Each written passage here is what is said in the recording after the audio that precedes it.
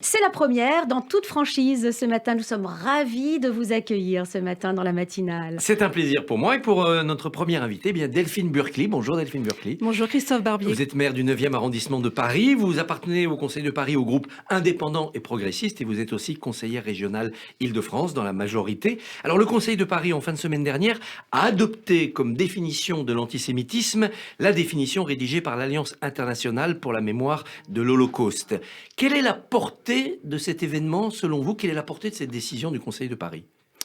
Nous avons, avec mon groupe, naturellement soutenu cette initiative. Nous l'avons évidemment votée. C'est important de marquer notre détermination à lutter contre toutes les formes d'antisémitisme, l'antisionisme et le masque du nouvel antisémitisme depuis plusieurs années. Moi, ce qui me choque, c'est le choix de l'intransigeance. C'est le choix de l'intransigeance. Et d'ailleurs, nous voulions aller plus loin en mentionnant le boycott des produits israéliens, qui n'était pas mentionné dans le texte qui nous était proposé. Mais moi, ce qui me choque dans cette affaire, c'est que pour nous, c'est une évidence de voter une telle initiative. Ce n'est pas une évidence pour tout le monde, et en particulier pour les élus de gauche de la majorité de Madame Hidalgo. Ce qui est inadmissible, c'est que sur un sujet comme celui-ci, nous sommes en 2021, nous aurions dû avoir l'unanimité. Or, certains élus, les écologistes, les communistes, certains dans la majorité immédiate de Madame Hidalgo, certains adjoints, des membres de Paris en commun, se sont abstenus ou ont voté contre cette initiative. Quelles sont leurs arrière-pensées selon vous? Est-ce une démarche électoraliste ou est-ce un vrai problème de conviction? Moi, ce qui me pose problème, c'est que sur un sujet comme celui-ci, il n'y ait pas l'unanimité. Et ce qui est problématique, c'est que la maire de la capitale de la France ne soit pas capable, n'ait pas l'autorité de faire voter sa majorité sur un texte comme celui-ci. L'antisémitisme est un poison, c'est un combat qui reste permanent. Des familles fuient aujourd'hui la France parce qu'elles ont peur. C'est une réalité. Cet antisémitisme latent dans certains quartiers, il existe. Et donc, il faut être absolument intransigeant sur ces questions et très clair. Et moi, vraiment, je dénonce le fait que Madame Hidalgo n'ait pas su rassembler autour d'elle une majorité pour faire adopter ce texte à l'unanimité. La Cour pénale internationale s'est déclarée compétente pour enquêter sur des soupçons de crimes de guerre à Gaza. Est-ce que vous comprenez l'émoi que ça peut susciter en Israël ou est-ce que vous considérez que c'est une décision légitime de la CPI? C'est une décision légitime de la CPI. Et vous pensez qu'il faut aller au bout de ces enquêtes ou qu'on est en train de déborder des compétences de la CPI en s'éloignant de faits de guerre plus précis comme ceux, par exemple, qu'on avait connus dans les Balkans? En tout cas, c'est des sujets qui ne doivent pas être appliqués en France. En tout cas, on n'a pas à être sur le combat contre l'antisémitisme influencé par des décisions de la CPI aujourd'hui. Mais je laisse la CPI travailler sur ces sujets en étant extrêmement vigilante sur ces points. Le Parlement français est occupé en ce moment par la discussion sur la loi renforçant les principes républicains, ce qu'on appelle la loi contre le séparatisme. Est-ce que cette loi est assez ciblée? Certains s'inquiètent de voir cette loi devenir une loi à destination de toutes les religions, même si le discours politique qui l'accompagne cible l'islamisme politique. Est-ce que cette loi ne doit pas désigner plus clairement dans ses articles l'islamisme politique? Il l'est. L'islamisme radical est mentionné dans le préambule de cette loi. Dans l'exposé des motifs. Dans l'exposé des motifs, il est clairement... Moins dans les articles précis. L'ennemi est clairement identifié. Et pour moi, ce projet de loi est à la fois juste et équilibré. Il renforce l'arsenal juridique pour lutter contre toute forme de radicalisme.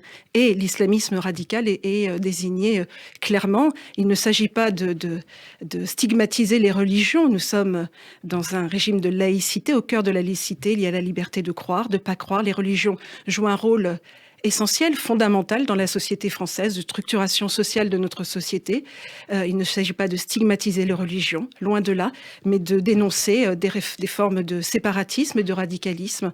Et cette loi va dans le bon sens. En tout cas, nous avons besoin de ces mesures coercitives pour avancer sur ces points, parce que la crise Covid ne doit pas nous faire oublier que nous sommes toujours sur la menace d'un islamisme terrorisme rampant et qu'il nous faut nous protéger le mieux possible. François Hollande, hier au micro de Radio J, s'inquiétait, mettait en garde contre la tentation peut-être de faire une loi anti-musulman. Ça vous semble un risque porté par ce texte ? Non. Non, non, les choses sont très claires. Alors j'entends les débats à l'Assemblée nationale, mais je crois que le ministre de l'Intérieur, Gérald Darmanin, a été extrêmement clair dans son manifeste pour la laïcité. Et comme vous le disiez, dans l'exposé des motifs, dans le préambule, l'ennemi est clairement désigné.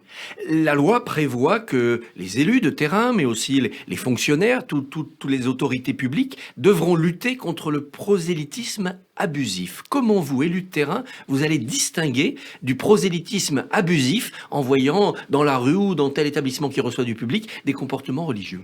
J'ai été élue en 2014, et y compris sur mon territoire, j'ai été amenée à être confrontée à des comportements inappropriés, que ce soit dans les cantines scolaires, où je me souviens en 2015 avoir été confrontée à des jeunes enfants, très jeunes enfants, qui refusaient de déjeuner à la cantine et qui restaient ostensiblement devant une assiette vide parce que c'était Ramadan. Ce n'est pas à l'école de la République de subir de tels actes, et donc de rappeler que la cantine est un service public non obligatoire, mais qu'il est là pour recevoir l'ensemble des enfants.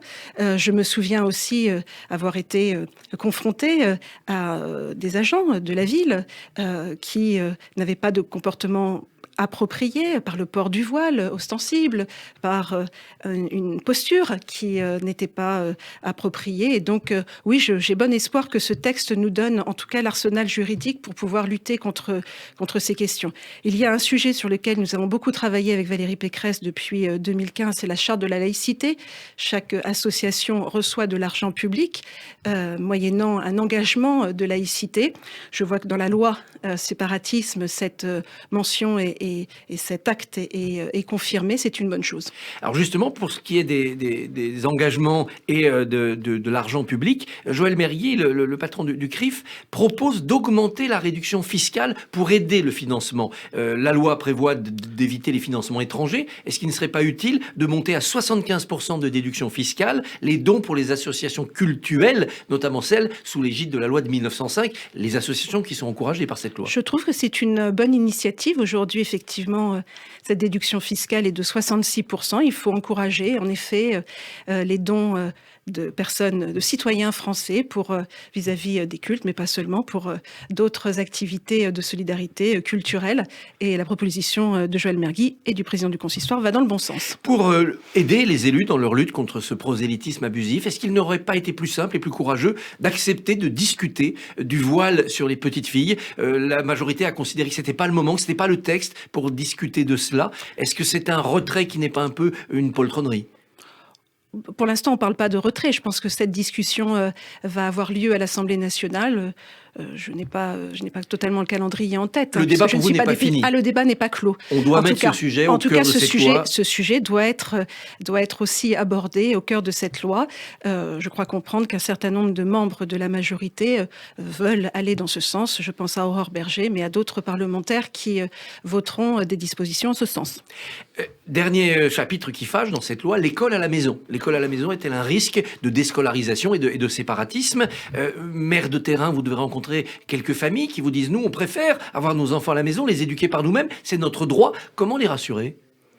Je suis très attachée à l'école de la République, à la classe et à l'enseignant devant sa classe. Ça ne peut être que l'exception, alors, l'école à la maison. Ça ne peut être que l'exception. Dans la grande majorité des cas, les enfants vont dans l'école de la République ou dans des écoles privées sous contrat. La question se pose sur les écoles hors contrat et sur, effectivement, des parents qui souhaitent faire l'école à la maison. Il faut renforcer l'arsenal, que les services sociaux puissent avoir tous les moyens de travailler pour surveiller ce qu'il se passe. Voilà, c'est une nécessité. L'école est obligatoire, l'instruction est obligatoire jusqu'à 16 ans et il est important de renforcer cet arsenal juridique pour être le plus en phase avec notre société, avec l'école de la République. Alors la France s'impatiente et s'inquiète face à la politique vaccinale du gouvernement. Vous avez rencontré il y a quelques jours l'ambassadeur d'Israël. Alors en Israël, on a à la fois un succès massif puisque déjà 2 millions de personnes ont été vaccinées par 2 doses. Donc l'avantage quantitatif est là. On voit néanmoins qu'il y a une sorte de coup de frein, peut-être dû au fait qu'on attaque les générations plus jeunes maintenant, peut-être dû aussi aux rumeurs sur Internet. Est-ce qu'il y a un modèle israélien à importer en France ? Le modèle israélien fait figure de modèle aujourd'hui, fait figure d'exemple, pardon.